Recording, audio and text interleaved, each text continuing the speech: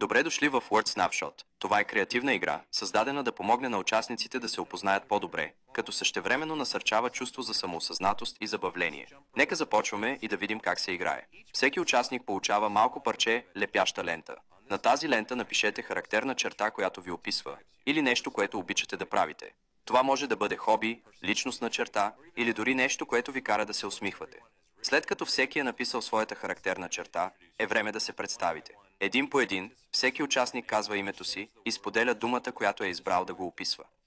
Сега, когато всички знаят характеристиките един на друг, е време да започнем да ги използваме в разговора. Когато споменавате човек, вместо да казвате неговото име, използвайте характерната му черта. Например, ако думата на Петър е рибар, можете да кажете «Сега рибарят трябва да направи това», вместо просто да казвате името на Петър.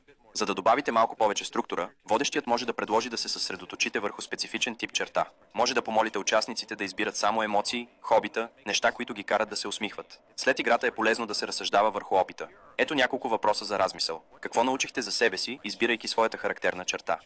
Как се почувствахте, когато ви нарекоха с дума вместо с името ви? Промени ли използването на характеристиките начина, по който взаимодействате с другите? Как фокусирането върху една единствена характеристика повлия на динамиката на групата? Word Snapshot е страхотен начин да разчупите ледовете, да се опознаете и да се забавлявате. Сега, когато знаете как работи, съберете групата си и го изпробвайте.